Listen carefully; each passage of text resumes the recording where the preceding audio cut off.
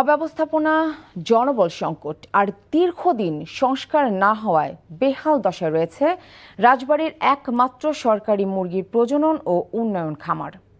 খামারের অধিকাংশ ভবন এখন জরাজীর্ণ, তিনটির মধ্যে বন্ধ রয়েছে দুটি শেড, ফলে ব্যাহত হচ্ছে মুরগির বাচ্চা পালন। খামারে বাচ্চা উৎপাদনের কথা থাকলেও সে প্রক্রিয়া বন্ধ রয়েছে। রাজবাড়ী থেকে মোহাম্মদ কবির হোসেনের পাঠানো রিপোর্ট।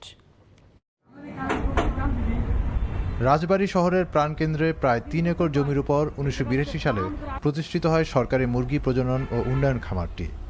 একসময় স্থানীয় প্রান্তিক খামারিদের জন্য মুরগির বাচ্চা ও ডিমের অন্যতম প্রধান উৎস ছিল এই প্রতিষ্ঠান। তবে দীর্ঘদিন সংস্কারের অভাব, জনবল সংকট ও অব্যবস্থাপনায় বদলে গেছে খামারটির চিত্র। খামারের ভেতরে যেখানে থাকার কথা পরিচ্ছন্ন ও কর্মচঞ্চল পরিবেশ, সেখানে চারদিকে গজিয়েছে ঘাস লতাপাতা। পুরনো ভবনগুলোর পলেস্তারা খসে পড়ছে। সরকারের উচিত যে এগুলা এটা পরিচর্যা করে ভালো করে আমদানি আরো এখানে বাচ্চা উৎপাদনের বৃদ্ধিটা করলে পরে আরো ভালো হইতো।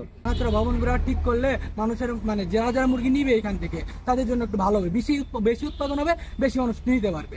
বছরে প্রায় ২০,০০০ মুরগি উৎপাদনের লক্ষ্যমাত্রা থাকলেও অবকাঠামোগত সীমাবদ্ধতার কারণে তা অর্জন করা সম্ভব হচ্ছে না। খামারে বাচ্চা উৎপাদনের পরিবর্তে বাইরের খামার থেকে বাচ্চা এনে পালন করা হচ্ছে। এখানে জনবলের কিছুটা সংকট আছে, ১৪ জন জনবলের বিপরীতে ৪ জন জনবল আছে। এটা একটা সমস্যা। এখানে হ্যাচারি নেই। সরকারের যদি উদ্যোগ নেয় বা রাষ্ট্র যদি উদ্যোগ নেয়, আমরা চেষ্টা করবো এখানে হ্যাচারি খামার গড়ে তোলার জন্য এবং মানুষকে একদিনে বাচ্চা সরবরাহ করার জন্য। এই যে ভবনগুলো হচ্ছে ১৯৮২ সালের, এটা কিন্তু অনেক সময়ের ব্যাপার। বর্তমান সময়ে যে আধুনিক শেড আছে, এই ধরনের শেড যদি তৈরি করা যায় তাহলে আরো অনেক বেশি মুরগি আপনাদের রাজবাড়ী মানুষকে দেওয়া সম্ভব। দীর্ঘদিনের অব্যবস্থাপনা ও সংস্কারের অভাবে সম্ভাবনাময় সরকারি এই খামারটি এখন নিজেই টিকে থাকার সংকটে। সংশ্লিষ্টরা বলছেন, দ্রুত অবকাঠামো সংস্কার, আধুনিকায়ন ও প্রয়োজনীয় জনবল নিয়োগ করা হলে রাজবাড়ীর প্রাণীজ আমিষের চাহিদা পূরণের পাশাপাশি সরকারি এই প্রতিষ্ঠানটি আরও কার্যকর ও লাভজনক প্রতিষ্ঠানে পরিণত হতে পারে। NTV news desk.